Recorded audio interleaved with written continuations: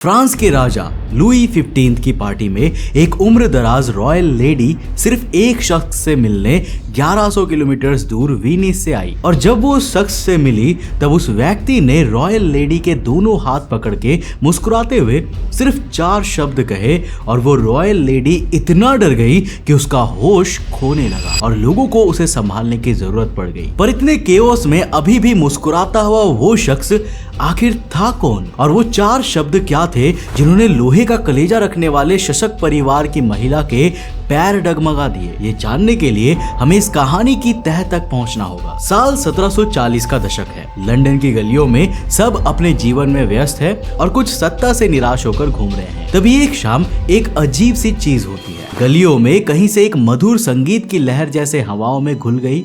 Violin की एक ऐसी धुन जो ना सिर्फ लोगों के कानों तक पहुंची बल्कि उनके दिलों को भी छू गई। लोगों का ध्यान अपने दुख दर्द से हट गया और वो उस धुन के पीछे चल दिए एक ऐसे शख्स की तरफ जो एक कोने में शांति से बस वायलिन बजा रहा था। उसकी कला इतनी बेहतरीन थी कि देखते ही देखते एक भीड़ वहां पर इकट्ठा हो गई। साफ साफ पता चल रहा था कि वो सालों से उस इंस्ट्रूमेंट को बजा रहा होगा, पर इस कला के लिए उसे पैसे देने की किसी की भी हिम्मत नहीं हुई क्योंकि उसके कपड़े इतने महंगे थे जितने तो लंदन के आम आदमी के साल की तनख्वाह नहीं होगी। वायलिन बंद होता है तो आउट ऑफ क्यूरियोसिटी एक शख्स ने उसका नाम पूछा, जिसके बाद वो वायलिनिस्ट पलटा और बोला, नाम में क्या रखा है, और बिना किसी पहचान के चला गया। उसके म्यूजिक के चर्चे इतने फैल गए कि बड़े बड़े लोग उसकी झलक पाने के लिए उसके पास आने लगे और उसे एक ओपेरा करने का मौका मिला, वो भी रॉयल हैमार्केट थिएटर में। अब जिनको नहीं पता, ये इतनी ज्यादा बड़ी जगह है कि यहाँ बिना पहचान या मोटे पैसे के उस वक्त लोगों को घुसने नहीं दिया जाता था। और महज कुछ ही महीनों के अंदर उस शख्स ने न सिर्फ वहां पे परफॉर्म किया बल्कि मल्टीपल इंस्ट्रूमेंट्स को ऐसे मास्टरी से बजाया जैसे वो हर एक इंस्ट्रूमेंट को दशकों से प्ले कर रहा हो। नव आफ्टर पार्टी में दुनिया भर के अलग अलग कोनों से लोग उस शख्स से मिल रहे थे। वो सब अपनी अपनी भाषाएं बोल रहे थे और उस आदमी ने हर एक से उनकी भाषा में इतनी फ्लुएंसी के साथ बात किया जैसे उन्हीं के देश में पला बड़ा हो। उसे इतना कुछ आता था मानो वो हजारों सालों से जिंदा हो। मगर फिर जब किसी ने उसका नाम पूछा तो उसने कहा कि मेरा नाम जान के क्या करोगे, फिर भी तुम मुझे कॉम्टे दा सेंट जर्मेन के नाम से बुला सकते हो। फिर किसी ने उसे पूछा कि आपको इतना सब कुछ प्ले करना कैसे आता है, तो उस शख्स ने सिंपली रिप्लाई किया कि मैं अमर हूँ। और लोग हंसने लगे, पर वो मजाक नहीं कर रहा था। अब अगर ये मजाक नहीं था तो क्या वो शख्स वाकई में अमर था? अगर हाँ तो अभी वो कहाँ है? अचानक वो लंदन आया कैसे? अगर आया भी तो कहाँ से आया? और लंदन आने के पहले वो था कहाँ? आज के इस वीडियो में हम इस दुनिया के इकलौते ऐसे इमॉर्टल व्यक्ति के बारे में जानने वाले हैं जिसे इतिहास के साथ विज्ञान भी सलाम करता है। तो हेलो गाइस, मैं हूँ कौशिक और चलिए शुरू करते हैं एक और नए एपिसोड को। वो एक परफॉर्मेंस और रात किसी म्यूजिशियन की जिंदगी में भले एक बड़ी रात होगी, लेकिन उन अमीरों के लिए वो बस एक और परफॉर्मेंस ही होता जहां वो एक नॉर्मल आर्टिस्ट का शो देखने आए। मगर जर्मेन अगर सामान्य होता तो आज उस पे ये वीडियो हम नहीं बना रहे होते। उससे बात करने के बाद वो सबके दिलों में ऐसे बस गया था कि आदमी तो छोड़ो, औरतें उसके ख्यालों से नहीं निकल पा रही थी। सब उसकी बातों के फैन हो गए थे, उसके संगीत के दीवाने बन गए थे और सोच रहे थे उस अगले कार्यक्रम के बारे में जब वो फिर से जर्मेन से मुलाकात कर सके। नेता, अभिनेता, सबसे गरीब आदमी से लेकर लंदन के सबसे रईस शख्स तक हर किसी की जुबान पे उसका नाम चढ़ चुका था। मगर कोई नहीं जानता था कि वो है कौन और ये बात उस दौर के लिए खतरनाक थी क्योंकि साल 1945 के उस दौर में शुरू हो गया था जैकोबाइट रिबेलियन। अब जैकोबाइट रिबेलियन क्या है ये जानने के लिए हमें कहानी के थोड़े से बैकग्राउंड को समझना पड़ेगा। तो देखो, साल 1687 के समय तक ब्रिटेन, जिसे उस वक्त इंग्लैंड कहा जाता था, उस पर राज था किंग जेम्स सेकंड का। लेकिन दिक्कत ये थी कि जेम्स सेकंड थे कैथोलिक विचारधारा के, जो होते क्रिश्चियंस ही है। मगर यहाँ सबसे बड़ा मुद्दा आ जाता है अथॉरिटी का। कैथोलिक्स मानते हैं कि सबसे बड़ी अथॉरिटी पोप की होती है और वही ईश्वर के इच्छा के फाइनल इंटरप्रेटर होते हैं, जबकि वहीं पर प्रोटेस्टेंटिज्म, जिस विचारधारा से उस वक्त पार्लियामेंट के बाकी सदस्य आते थे, वो पोप की अथॉरिटी पे ज्यादा विश्वास नहीं करते थे और बाइबल को ही धर्म का एकमात्र सर्वोसर्वा मानते थे। इस विचारधारा को इन कॉमन 16 स्क्रिप्टुरा भी कहते हैं। अब इसी कॉन्फ्लिक्ट की वजह से सभा के कई लोगों के अंदर ये डर पैदा होने लगा कि कहीं अपने समर्पण के चलते जेम्स अपने साम्राज्य का ढेर सारा कंट्रोल पोप के हाथ में ना दे दे, जिनमें से एक उनकी खुद की बेटी मैरी भी थी, जिसके तहत उन सब ने साल 1688 में अपने ही राजा के खिलाफ क्रांति छेड़ दी, जिसे ग्लोरियस रेवोल्यूशन ऑफ 1688 के नाम से भी जाना जाता है। और सबके विरोध के बाद उन सब ने किंग जेम्स को सिंहासन से हटा दिया और मैरी खुद उनकी गद्दी पे बैठ गई। अपने पिता के साथ हुए इस अन्याय से नाखुश उनके बेटे ने ठान ली कि वो वापस से उस गद्दी को अपने परिवार में लाएगा, और इसी प्रण से शुरुआत हुई जैकोबिटिज्म की, जिन्हें लगता था कि किंग जेम्स सेकंड का वंश ही इंग्लैंड की गद्दी का असली अधिकारी है। अब चूंकि उस वक्त जैकोबिटिज्म चरम पे था और साल 1745 में एक विरोध दरवाजे पे ही दिख रहा था, इसलिए सिंहासन की सुरक्षा में लगे लोगों को सेंट जर्मेन का इतने ताकतवर लोगों के बीच इतनी जल्दी चर्चित हो जाना खटकने लगा और उन्हें शक होने लगा कि कहीं ये कोई बहरूपिया तो नहीं है जो जासूसी करने आया हो, क्योंकि वो ये चीज खुद एडमिट करता था कि सेंट जर्मेन उनका असली नाम नहीं है। अब वो कहां से आया था इसका पता लगाने के लिए अथॉरिटीज ने पोर्ट के रिकॉर्ड्स खंगालने की कोशिश की, पर अनफॉर्चुनेटली देश में चल रही टेंशंस के कारण काफी रिकॉर्ड्स डिस्ट्रॉय हो चुके थे। उसके पास मौजूद पैसे को ट्रेस करने की कोशिश की गई तो वहां भी खासा सफलता हाथ नहीं लगी, जिसके बाद उनके पास और कोई चारा नहीं बचा सिवाय उसे सलाखों के पीछे भेजने के। बहुत कोशिशें की गई उसका असली नाम और उसके जन्म से संबंधित चीजों को उगलवाने की, साम दाम दंड भेद सब इस्तेमाल किया गया, पर कुछ भी काम नहीं आया, या यूं कहे कि काम आने का मौका ही नहीं मिला, क्योंकि इससे पहले कि पुलिस बहुत कुछ कर पाते उनके पास ऊपर से इतने बड़े बड़े लोगों के खत आ चुके थे कि एक सेकंड भी उस शख्स को अंदर रखना उनकी जिंदगी नरक कर सकता था, जिस वजह से उन्होंने कुछ ही समय में बिना किसी चार्जेस के जर्मेन को रिहा कर दिया। अब इस इन्फ्लुएंस से प्रभावित होकर होरेस वालपोल ने दिसंबर में एक लेटर लिखा, जिसमें उन्होंने अचंभे के साथ लिखा कि आज से 2 साल पहले उसे कोई नहीं जानता था, पर आज अचानक से वो हर किसी की जुबान पर है। वो जिसका असली नाम दुनिया में किसी को भी नहीं पता, पर उसे सब फिर भी कॉम्टे सेंट जर्मेन बड़े अपनेपन के साथ बुलाते हैं। वो गाना भी गा लेता है, वायलिन भी बजा लेता है, नया म्यूजिक भी बजा लेता है, पर उसने ये कहां से सीखा और इतने सारे इंस्ट्रूमेंट्स कैसे सीख लिया ये किसी को भी नहीं पता। उसे कोई इटालियन बुलाता है, कोई स्पेनियार्ड, कोई पोल, तो कोई ये भी कहता है कि उसने किसी अमीर औरत से मैक्सिको में शादी कर ली और फिर उसका पैसा लेके कॉन्स्टेंटिनोपोल भाग गया। कोई उसे संत कहता है तो कोई बंजारा, तो कई ऐसे भी लोग थे जो उसे एक जाना माना नोबल मैन मानते थे। वेल्स के प्रिंस भी उन लोगों में शामिल है जो उसकी शख्सियत को लेकर रोचक रहते थे, पर जिज्ञासा का बाकियों की तरह उन्हें भी कभी कोई जवाब नहीं मिला और सबके लिए इतने अनजान होने के बावजूद हर कोई उस पे आंख बंद करके विश्वास करता था। ब्रिटेन की जेल से रिहा होने के बाद जर्मेन ने पूरा मन बना लिया ब्रिटेन छोड़ने का और उनका खुले हाथों से सबसे बड़ा स्वागत किया फ्रांस ने। जर्मन के चर्चे उनसे पहले ही फ्रांस के लोगों के पास पहुंच गए थे और आधे तो बस ये देखना चाहते थे कि क्या वाकई वो इतना कमाल का है जितना लोग बताते हैं, या ये केवल हवाबाजी है। इसी के चलते जब 1748 में जर्मन फ्रांस पहुंचे तो उन्होंने सबसे मुलाकात की और सबके बीच इतने ज्यादा पसंदीदा हो गए कि कोई उनके बारे में सोचना बंद ही नहीं कर पा रहा था। किसी को यकीन ही नहीं हो रहा था कि कोई व्यक्ति French, German, Dutch, Portuguese, Russian, English, Chinese, Latin और अरेबिक जैसे प्रचलन में इस्तेमाल होने वाली कई भाषाओं में फ्लुएंट होने के साथ साथ एंशिएंट ग्रीक और संस्कृत जैसी लैंग्वेजेस जिन्हें तो उस वक्त इतना इस्तेमाल भी नहीं किया जाता था, उसमें इतना मास्टर कैसे हो सकता है कि हर आदमी को उनमें अपनापन लगे। इसी खूबी से फ्रांस के राजा लुई 15 भी अचंभित हो गए और दरबार में इतने जान पहचान वालों के होने के बावजूद उन्होंने अपने देश के डिप्लोमेटिक मिशंस के लिए सेंट जर्मेन को हायर कर लिया। जर्मन बड़े बड़े डिप्लोमेट्स के ओहदे से देश की राजनीति से संबंधित चर्चा में भाग लेने लगे और महल की रानियां उससे बड़ी प्रभावित हो जाती थी, मगर जिनके वो सबसे ज्यादा करीब था वो लोग थे हिस्टोरियंस। जब भी किसी युद्ध का चर्चा छिड़ती थी, चाहे वो युद्ध किसी भी देश के किसी भी कोने में किसी भी दशक में हुआ हो, जर्मन उसका जिक्र ऐसे करता था जैसे वो खुद उस युद्ध में लड़ा हो। कई लोग तो ये भी कहते थे कि सेंट जर्मन जेंगिस खान है, पर क्यों, इसका कारण सुन के कहीं ना कहीं आप भी हल्का यकीन करेंगे। देखो, जेंगिस खान एग्जैक्टली कब पैदा हुआ था ये मामला डिस्प्यूटेड है, एज इफ कोई उसके जन्म के बारे में जानता ही नहीं है। और सेम हाल सेंट जर्मेन का भी है।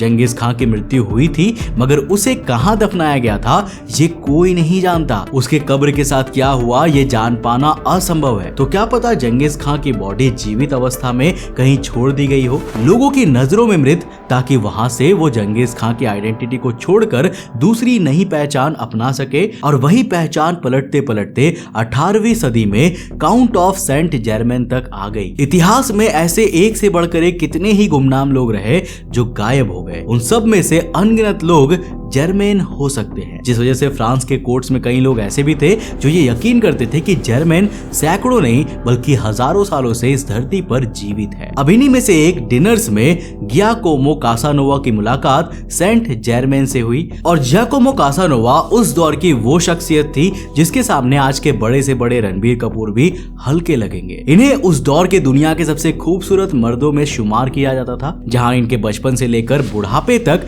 कई औरतों के साथ इनके संबंध रहे। और ये इतने होशियार भी थे कि महज 12 साल की उम्र में इन्हें यूनिवर्सिटी ऑफ पैडुआ में एडमिशन मिल गई थी। अब यहाँ पर एक फन फैक्ट, आज जो कई लड़कियों के एक साथ घूमने वाले लड़कों को कासानोवा बोला जाता है, वो शब्द इन्हीं की वजह से प्रचलन में आया था, क्योंकि ये एक वक्त में कई लड़कियों के साथ संबंध रखने के लिए मशहूर थे। एक वाकया तो ये भी कहा जाता है कि इनका एक 16 साल की लड़की और 14 साल की लड़की के साथ एक साथ चक्कर चल रहा था। और ये चक्कर उतनी बड़ी बात नहीं है, बल्कि बड़ी बात यह है कि इनमें से जो 14 साल की लड़की थी वो इनकी खुद की बहन थी, जिससे इनकी एक बेटी पैदा हुई थी। और इनका चरित्र इतना गिरा हुआ था कि अपनी बहन के साथ इनकी जो बेटी पैदा हुई थी ये एक बार उसके साथ भी सो चुके थे। अब इतने अजीब और शर्मनाक इतिहास वाले नाम का गाली बनना तो लाजमी था, मगर हम उसकी गहराई में नहीं जाएंगे। सन 1757 में जब पेरिस के एक डिनर में कासानोवा की जर्मेन से मुलाकात हुई तो कासानोवा भी उनके चार्मिंग लुक्स से इंप्रेस हो गए और उनकी बातों पे फिदा हो गए। उन्होंने इसका जिक्र करते हुए लिखा कि जर्मेन अपने आप में एक अमेजिंग शख्सियत है। वो एक स्कॉलर है, एक लिंग्विस्ट है, म्यूजिशियन के साथ साथ केमिस्ट भी है और दिखने में काफी गुड लुकिंग है। इन शॉर्ट वो किसी भी औरत के सपनों की ख्वाहिश, एक परफेक्ट लेडीज मैन है। ये ठीक उसी तरह है अगर इरफान खान या अमिताभ बच्चन जैसा कोई व्यक्ति आपसे आके कहे कि आप एक परफेक्ट एक्टर हो। उन्होंने इस बात का भी जिक्र किया कि जर्मन लोगों को बताया करते थे कि उनकी उम्र 300 साल से ऊपर थी और वो हीरो को ऐसे तराश सकते थे जैसे उन्होंने प्रकृति पे महारत हासिल कर ली हो। अब कोई शख्स भला 300 साल कैसे जिंदा रह सकता है, तो ये ऑब्वियसली बेकार की बात होगी। वेल, ऐसा लगता नहीं है, क्योंकि 1760 में जब ये बात दूर दूर तक फैल गई कि सेंट जर्मेन नाम का कोई व्यक्ति राजा के पेरिस वाले महल में आया है, तो कॉन्टेस वॉन जॉर्जी, जो उस वक्त की एक और बड़ी और उम्रदराज हस्ती थे, वो सीधा राजा की उस पार्टी में आ गई, सिर्फ ये देखने के लिए कि आखिर ये कौन सा सेंट जर्मेन है। जैसे ही वो जर्मेन के सामने गई, उन्होंने उनसे कहा कि मैं वेनिस में आपके पिता से साल 1710 में मिली थी।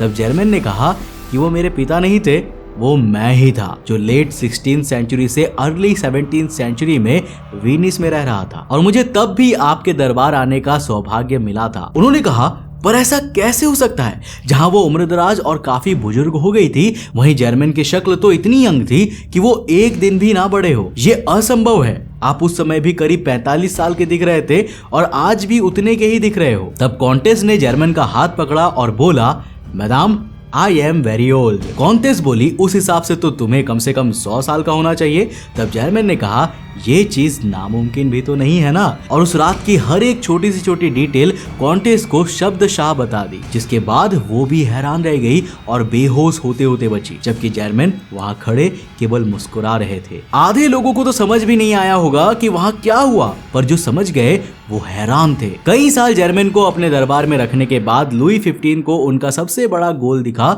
7 ईयर्स वॉर के बीच ब्रिटेन के साथ वापस से अपने संबंध सुधारने का। अब ये 7 ईयर्स वॉर क्या है, इसके थोड़ा बैकग्राउंड में जाना पड़ेगा, जिसे शॉर्ट में समझते हैं। तो देखो, मिड 18th सेंचुरी में ना यूरोपियन पावर्स आपस में ही कंपीट कर रही थी यूरोप के इलाकों को हथियाने के लिए, जहां ब्रिटेन और प्रूशिया साथ मिलकर फ्रांस और ऑस्ट्रिया का दबदबा कम करना चाह रहे थे। तो वहीं फ्रांस चाहता था कि ब्रिटेन इंडिया का कंट्रोल उसी के पास रहने दे और उसे कॉलोनियल राइट दे। इन्हीं आपसी मतभेद और टेरिटरी डिस्प्यूट की वजह से ग्रेट ब्रिटेन और प्रूशिया का युद्ध छिड़ गया 1756 में फ्रांस और ऑस्ट्रिया के खिलाफ, जिसे बाद में स्पेन, सैक्सोनी, स्वीडन और रशिया ने भी ज्वाइन किया। और चूंकि ये युद्ध 7 साल तक चला था, इसलिए इसे 7 इयर्स वॉर और कई केसेस में इतनी पार्टीज के इन्वॉल्व होने के कारण the actual first world war भी कहते हैं। लुई को उम्मीद थी कि जर्मन ब्रिटेन के सुलह करवाने में सफल हो जाएंगे, इसलिए उन्होंने मार्च 1760 में उन्हें एम्स्टर्डम भेजा, जहां वो इनिशियली ढेर सारे डायमंड्स लेकर ये बहाना लेके पहुंचे कि वो हीरो को बेच के लुई 15 के लिए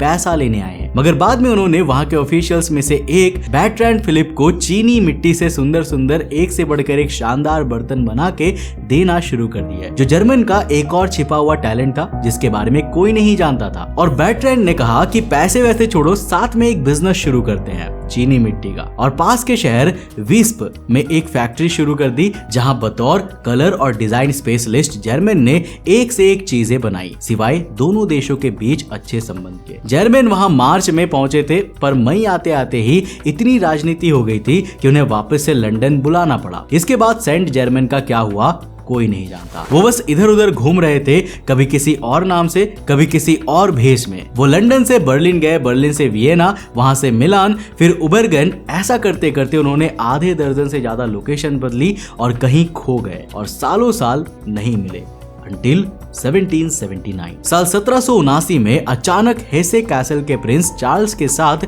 उन्हें स्पॉट किया गया, जहां उन्होंने प्रिंस चार्ल्स को अपने हीरे दिखा के ये कन्विंस कर दिया था कि उन्होंने कपड़ों को कलर करने का एक नया तरीका खोज लिया है। जिसके बाद चार्ल्स ने उनके लिए एकरन फोर्टी नाम की एक फैक्ट्री सेटअप कर दी और दोनों काम के सिलसिले से लगभग रोज मिलने लगे। चार्ल्स ने जर्मन के लिए एक एल्केमी की लैबोरेटरी भी सेटअप कर दी, जिसमें जर्मन अलग अलग तरह के नॉर्मल मेटल से बेशकीमती जेमस्टोन्स और ज्वेलरी बनाया करते थे। अपने जीवन के आखिरी साल यूं ही बिताने के बाद 27 फरवरी 1784 के दिन जर्मन ने अपनी आखिरी सांसें ली और 2 मार्च को दफनाने के साथ ही उनका किस्सा खत्म हो गया। पर आखिर ये कैसा चिरंजीवी था जब उसकी मौत के सब साक्षी बन गए? वेल, मौत के साक्षी तो लोग चंगेज खान के भी बन गए थे, पर कहानियां तो वहीं खत्म नहीं हुई ना। इसके करीब 50 साल बाद साल 1835 में पेरिस में एक और शख्स लोगों के बीच काफी मशहूर होने लगा था, जिसे लोग काउंट ऑफ सेंट जर्मन का पुनर्जन्म या उन्हीं का अमर रूप बताने लगे। पर इससे पहले कि इस बार वो लोगों की नजर में आ पाते, वो शख्स कहीं गायब हो गया। और फिर साल 1867 में मिलान में एक शख्स और ऐसा पाया गया जिसके सेंट जर्मन होने का काफी चांसेस था। अब ये सब तो खैर सुनी सुनाई बातें थी, मगर इन्हें क्रेडिबिलिटी तब मिलती है जब 1896 में एनी बेसेंट ने ये क्लेम किया कि वो खुद काउंट से मिली थी। कुछ ऐसा ही क्लेम थियोफिजिसिस्ट C.W. लीडबीटर ने भी साल 1926 में रोम में किया था, और ये भी उनका कहना था कि काउंट ने उन्हें एक ऐसा रोब दिखाया जो खुद पहले रोमन एम्परर द्वारा ओन किया गया था। और अभी लेट 2010 तक भी ऐसे कई लोगों ने सेंट जर्मन से मिलने की बातें कही थी, पर क्रेडिबल एविडेंस के मामले में किसी के पास कुछ नहीं था। ऐसे में सबसे बड़ा सवाल ये आता है कि क्या सेंट जर्मन वाकई अमर थे? वेल, जवाब है बिल्कुल नहीं। देखो, दिक्कत इसमें नहीं है कि सेंट जर्मन ने लोगों को झूठ बताया, बल्कि दिक्कत इस चीज में है कि वो लोग थे जो जर्मन की बातों को गलत समझकर झूठ पर यकीन कर लिया करते थे। देखो, साल 1749 के बाद ना एक माइम और इंग्लिश कॉमेडियन माय लॉर्ड गोवर पब्लिक प्लेसेस में सेंट जर्मन की नकल उतारने लगे, और उनकी नाटक इतनी हुबहू थी कि उनको देख के कई बार आम आदमी तो छोड़ो, बड़ी बड़ी पार्टीज में लोग उन्हें असली सेंट जर्मन समझ लेते थे। इन्वेस्टिगेशंस के बाद पता चला कि कासानोवा ने उस दिन जिसके साथ डिनर किया था और जिसकी बातों को सुन के ये 300 साल से ऊपर की उम्र वाला क्लेम किया गया था, वो शख्स तो असल में सेंट जर्मन था ही नहीं, बल्कि उनका बहरूपिया गोवर था। एंड दैट मीन्स कि ओरिजिनल जर्मन ने खुद ये कभी क्लेम नहीं किया कि वो 300 साल से जिंदा है या अमर है। वो लोग थे जो बहरूपियों की बात में आ गए थे। रही बात उस इंट्रो वाली कहानी की, तो वो भी उन कई कहानियों में से एक है जो सेंट जर्मन के लिए कही जाती है, पर उसका प्रॉपर सोर्स या एविडेंस उन पर्टिकुलर वर्ड्स का आपको कहीं नहीं मिलता। जितने भी लोगों ने बाद में सेंट जर्मन से मिलने की बातें कही, उन्होंने बस बातें कही, कोई सबूत या गवाह साथ में पेश नहीं किए। तो सवाल आखिर में यह आता है कि अगर वो अमर नहीं थे तो वो असल में थे कौन? इसका जवाब हमें मिला प्रिंस चार्ल्स से। प्रिंस चार्ल्स ने एक लेटर में लिखा था कि पूरी दुनिया में वो इकलौते शख्स थे जिसे सेंट जर्मन अपने सारे सीक्रेट्स बताते थे, और उन्होंने प्रिंस को बताया था कि वो था कौन। उस लेटर के हिसाब से सेंट जर्मन ने प्रिंस चार्ल्स से कहा था कि वो हंगेरियन नोबलमैन और वार ऑफ इंडिपेंडेंस को लीड करने वाले राजकुमार फ्रांसिस सेकंड राकोजिस के बेटे थे और फ्रांसिस की विल में लिखा था कि उनके सबसे बड़े बेटे लियोपोल्ड की मौत महज 4 साल की उम्र में हो गई थी। अब यहाँ पर एक एंगल ये बन रहा था कि क्या पता वो 4 साल का बच्चा अपार संपदा के साथ बिछड़ गया हो, या हो सकता है कि उसकी डेथ फेक करी गई हो ताकि उनके पिता के दुश्मन उनके बेटे को मार ना दे, जिस वजह से अपार पैसे के साथ अलग हुए उस बच्चे ने फिर उसी संपत्ति के भरोसे बाकी की जिंदगी इतना कुछ गेन किया हो। ये स्टोरी कंप्लीटली परफेक्ट लगती है, लेकिन इस एंगल को भी कॉन्ट्राडिक्ट कर रहा था उनका अगला क्लेम, जिसमें उन्होंने कहा था कि जब वो साल 1779 में शेल्सविग आए थे तब उनकी उम्र 88 साल थी। अब देखो, इस लॉजिक के हिसाब से उनका ईयर ऑफ बर्थ 1691 पहुंचा जब उनके तथाकथित पिताजी फ्रांसिस सेकंड केवल 15 साल के थे। और चलो एक बार को मान ले कि उनके पिताजी 15 साल में ही पिताजी बन गए थे, तो इस हिसाब से जब सेंट जर्मेन वॉन जियोर्जी से 1710 में मिले तब उन्हें करीब 19 साल का होना चाहिए था, मगर उन्होंने तो कहा था कि वो उस वक्त 45 साल के दिख रहे थे। उस हिसाब से इस सिचुएशन में ये एंगल फिट नहीं बैठता। इस कहानी में इतने लूप होल्स है कि अगर आप किसी एक एंगल को फिक्स करने जाएंगे तो बाकी के रिकॉर्डेड एविडेंसेस उसके साथ सही से नहीं बैठेंगे एंड अपेरेंटली पूरी कहानी कभी सही नहीं बन पाएगी। शायद ये एक सच्चाई है कि सेंट जर्मन की असलियत तक कभी कोई नहीं पहुंच पाया और शायद नहीं पहुंच पाएगा, क्योंकि सच और झूठ के बीच की लकीर इतनी धूमिल हो चुकी है कि उसका कभी किसी को पता नहीं लग पाएगा। और चाहे कितना ही बड़ा इतिहासकार उठ के क्यों ना आ जाए, इस कहानी को कभी पूरा किया नहीं जा सकता। तो सेंट जर्मन कौन था? एक राजकुमार जो अपने भाग्य में लिखी सत्ता से बिछड़ के दूर कहीं दफन हो गया था, या एक चिरंजीवी जो मौत और समाज को धोखा देकर आज भी लोगों के बीच टहल रहा है? इसका फैसला हम पूरी तरह आप पर छोड़ देते हैं, जिसमें आप अपनी राय हमें नीचे कमेंट सेक्शन में लिखकर बता सकते हो। दोस्तों, वीडियो पसंद आई और कुछ नया सीखने को मिला तो इस वीडियो को लाइक कर देना और अपने दोस्तों के साथ जरूर शेयर करना। अगर आप नए हो चैनल पे तो चैनल को सब्सक्राइब करने के साथ साथ नोटिफिकेशन बेल ऑन कर देना। और अगर आपको ये कहानी पसंद आई तो मैं आपको रेकमेंड करूंगा कि आप अगली कहानी इसे जाकर जरूर सुनना, जिसमें हमने बात किया है राजा अशोक और उसके द्वारा बनाए गए 9 अननोन मैन की उस ग्रुप के बारे में जिन्होंने इस दुनिया को हर बार बचाया है। अब आखिर वो 9 अननोन मैन आज कहाँ है और आखिर वो इतना इंपॉर्टेंट क्यों है, जानने के लिए इस वीडियो को जाकर देखो, बहुत इंटरेस्टिंग है। मैं मिलता हूं आपको नेक्स्ट एपिसोड के साथ, तब तक के लिए बाय, जय हिंद।